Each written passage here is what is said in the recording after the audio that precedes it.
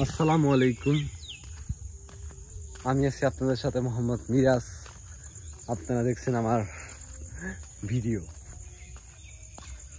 আসলে আমি দেশের অনেক প্রান্তে ঘুরি, যখন একটু সময় পাই তখন একটু ঘোরার চেষ্টা করি।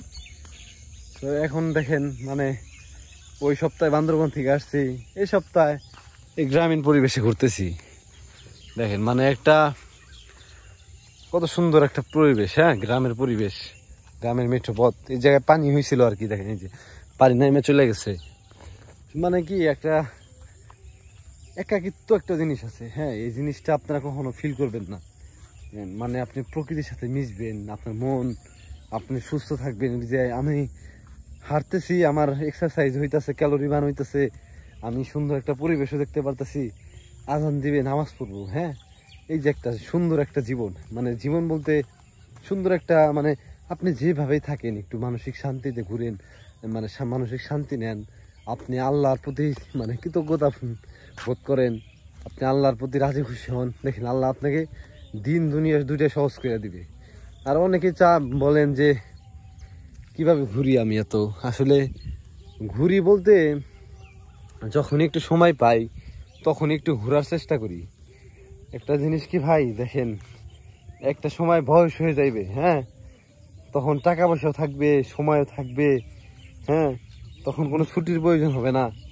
এখন আমার টাকা নাই, এখন আমার ছুটি নাই, এখন আমার ঘোরার বয়স আছে, তারপরে বলেন আমার পায়ে শক্তি আছে, মনোবল আছে, ইচ্ছা শক্তি আছে। এখন একটু ঘুরতে কষ্ট হয়ে যায়, কারণ এই যে ধরেন কি, এই যে ছুটি ম্যানেজ করা, তারপরে ছুটি ম্যানেজ করা, তারপরে একটু যে পরিবার থেকে যাওয়া না দেওয়া। একটা সময় আপনার অনুমতি থাকবে যাও।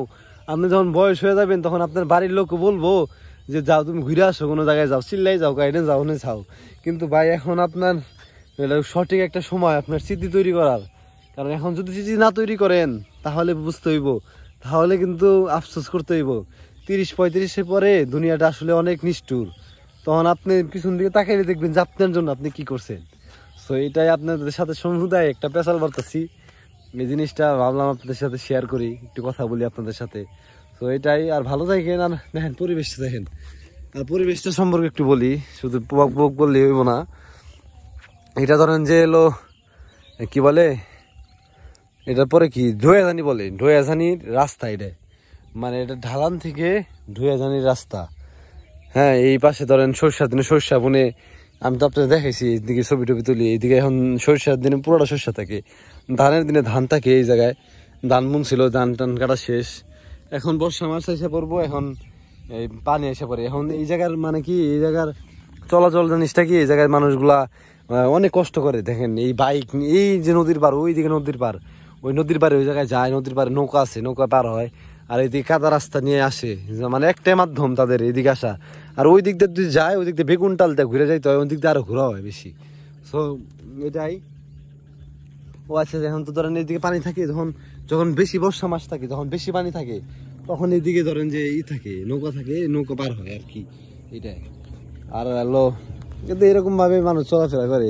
ভবিষ্যতে ইনশাল্লাহ ব্রিজ ট্রিজ হইব, তো এখন তো আর আসলে অসম্ভব না। অনেক বড় একটা জায়গা, এগুলো আসলে কর্তৃপক্ষ দেখা উচিত। কারণ দেখেন এই যে কি যে একটা রাস্তার অবস্থা, একটা অসুস্থ মানুষ যদি থাকে, মানুষ পোলাপান স্কুলে যায়, দিক দিয়ে স্কুল কলেজে যায়, একটু অসুস্থ মানুষ থাকলে কত কষ্ট হইব না।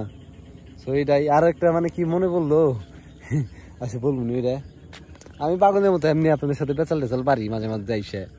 ভিডিও এরকম ভাবে করা হয় না, আসলে করতে হইব ভিডিও আপনাদের দেখাইতে হইব দুনিয়াটা, আমরা কি ঘুরি, আমরা কোন দিক দিয়ে ঘুরি না ঘুরি, আসলে দেখাইতে হইব। আর আমার জন্য আপনার একটু খাস করে দোয়া করেন। আমি একটা পাগল মানুষ, ঘুরি টুরি খাই, ঘুমাই, চাকরি বাকরি করি, টাকা টুকা জমায় ঘুরি। আমার জন্য দোয়া সাক্ষাৎ করে, দোয়া আশীর্বাদ করেন। আমি জানি একটা ভালো কিছু করতে পারি, আমার নিজের জীবনে সফলতা অর্জন করতে পারি। আমি জানি একটা আল্লাহর একটা সুন্দর একটা জীবন, আল্লাহ প্রদত্ত একটা আল্লাহ পাকের যে রাজি খুশি হয়ে যাবে আল্লাহ, এরকম একটা জীবনযাপন আল্লাহ পাকে উপহার দিতে পারি, বা আমি জানি করতে পারি। এই দোয়াটা কইরেন। আল্লাহ হাফেজ।